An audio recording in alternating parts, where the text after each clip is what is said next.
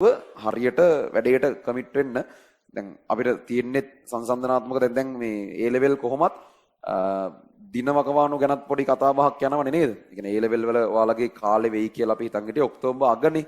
ඒක නොවැම්බර් මුලට වැටෙයි වගේ පොඩි අවදානමක් තියෙන. ඉතින් මහ ලොකු දෙයක් නැහැ. සති දෙකක් වෙනස් වෙයි. අපි හිතන් හිටියට වඩා. හැබැයි ෂුවර් එකට ඊට එහා යන්නේ නැහැ. ඒක තමයි කන්ෆර්ම් තියෙන එකම දේ. A level නොවැම්බර් පරක්කුම වෙලා පටන් ගත්තත් පටන් ගන්නේ නොවැම්බර් 10. ඕ ඊට කලින් A level වලට දැන් දිනයක් තියෙනවා. ඈතටම ගියත් නොවැම්බර් 10 ළඟටම ආවොත් ඔක්තෝබර් අග. එතන සති දෙකක වෙනසක් ඔතන තියෙන්නේ. ඒතර ඔය දෙකෙන් එකක තමයි A level තියෙන්නේ ඔය කලාපයේ තමයි තියෙන්නේ. ඒතර මං කියන්නේ ඉතින් නොවැම්බර් වල මුල ඕනේ නැහනේ. අපි ඔක්තෝබර් වෙද්දි වැඩ ටික ඔක්කොම ඉවර වෙන විදිහට හදා ගන්න ඕනේ. ඒතර ඕගොල්ලන්ට දැන් සැලැස්මක් තියෙනවා. ඔතනින් එහා චුට්ටක්වත් කල්යන්නේ නැහැ. ඔතනින් එහා ඉබය කල්යෑමක් වෙන්නේ නෑම නෑ. දැන් ගිය අවුරුද්දෙත් අන්තිම වෙදි කියන්නේ ඔහේ මුල් ටිකේ ඔහේ ඉන්නවා. වැඩක් කරන්නේ නැතුව අන්තිමට වෙනකොට ෆෝම් වෙලා නෑ නෑ ඉබය කල් දාන්න ඕන මොනවා හරි කරලා කියලා. ඒක අන්තිමට ටිකේ වැඩක් කරන්නේ නැහැ ඒකට කියලා. මුල් ටිකේ වැඩ කරන්නේ නැහැ නිකන් විභාගේ ළඟ වගේ නෑ හින්දා අන්තිමට ටික විභාගේ ළඟ වගේ තීරණම කල් දාන්න කියලා මේව කරන්න පටන් ගන්නවා. ඒක දැන් කරන්න බෑ. ඒ කියන්නේ ඒක කරන්න බැරි. එහෙම කවුරුත් ඔයාලත් එක්ක තරහින්දවත් මොකක්වත් හින්දා නෙමෙයි. එහෙම කරොතින් ගොඩාක් සිස්ටම්ස් අවුල් වෙනවා. සහ පහුගිය අවුරුදු වලට සංසන්දනාත්මකව ඊටාම ආසන්නව සමාන වගේ වාතාවරණයක යන්නේ. එහෙනම් ඉතින් ගිය අවුරුදු වල ළමයින්ට පුළුවන් වුණා නම් ඕගොල්ලන්ටත් ඉතින් එහෙම තමයි. සහ ඉතින් ඒගොල්ලන්ගේ තරකේ මේක සාපේක්ෂ විභාගයක්. ඒ වගේ කාරණා ගොඩක් සහ එහෙම කරන්න බෑ. කියන්නේ එහෙම කරාම පේපර් මාකින් පරක් වෙනවා. ඉස්කෝලවල වාර සටහන් ඔක්කොම ෆුල් අවුල් වෙනවා.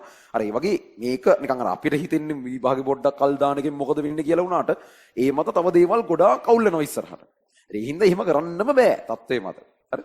ඒ හින්දා එහෙම එකක් පොඩ්ඩක් බලාපොරොත්තු වෙන්න බෑ. එක්ක නොවැම්බර් අග නැත්තම් නොවැම්බර් මුල නැත්තම් ඔක්තෝබර් අග A level තියෙනවා. ඔය අපිට එහෙම බැලුවම ඉතින් ගණන් ගත්තා. දැන් අපි ඉන්නේ අප්‍රේල් වල කියලා ගත්තොත් අප්‍රේල්, මැයි, ජූනි, ජූලි, අගෝස්තු, සැප්තැම්බර්, ඔක්තෝබර් මාස 7ක් වගේ සම්පූර්ණයෙන් අපිට මේ වැඩේට තියෙනවා. මාස 7කට පස්සේ A level කරන්න තමයි තියෙන්නේ. ඉතින් මාස 7 කියන්නේ අර නන්නත්තර වෙලා ඉන්න ළමයෙකුට හැදෙන්න පුළුවන් හැදෙන්න අවශ්‍ය අවම කාලය. අඩුම තරමේ මාස 6ක්වත් ඕනනේ ෆුල්ම වැඩ නොකර නාස්ති වෙච්ච එකට වැඩක් කරන්න ගන්න. ඒතර මාස 7 කියද්දි කොහොමත් අවසාන මාසයක් ළමයි අපිට ෆුල් රිවයිස් කරන්න එහෙම අයින් කරන්න වෙනවනේ. ඒතර මාස 6ක් වගේ තමයි හරියට බැලුවොත් ඕගලන්ට වැඩ කරන්න කියලා තියෙන්නේ. එහෙම බැලුවම ඔයාලට තියෙන්නේ යාන්තම් අර කෙල වෙලා ඉන්නේකොට ගොඩ යන්න පුළුවන් කාලයක්. ඒ කියන්නේ Taman දැනට ඉන්නේ ෆේල් මට්ටමේ වුණත් මාස 6ක් තමයි කියන්නේ අඩුම තරමේ. ඒ කියන්නේ ඊට ඒකත් ඊටාම අඩු කාලයක්. ඒකෙත් අර උපරිම නැහිලා වෙන ලෝකයක් නැතුව කරොත් F එකකින් නේකට උනත් ඒකට යන්න පුළුවන් කාලයක්. ඕක හැබැයි ඔය තමයි අන්තිම ටික ඉතින් අය නෑ එහෙමත් පුළුවන් නම් ඉතින් මේක මාර වැඩ නෑ මේකම කරන්න එපා. එහෙම නෑනේ ඉතින් ළමයි 1000ක් K level ලිව්වොතින් ඒ එන්නේ එතනින් සාමාන්‍ය ළමයි 70කට විතර. 930කට විතර ඒකක් එන්නේ නෑ. එහෙම තමයි මේක සාමාන්‍ය විදිහ. ඉතින් එහෙම අර ඔය කියන විදිහට මාස දෙකෙන් තුනෙන් පුළුවන් නම් ඒකක් ගන්න හැමෝටම ඒ කමිට්මන්ට් එක දෙන්න පුළුවන් නම් ඒ කැපකිරීම දෙන්න පුළුවන් එක ලේසි වැඩක් නෙමෙයි.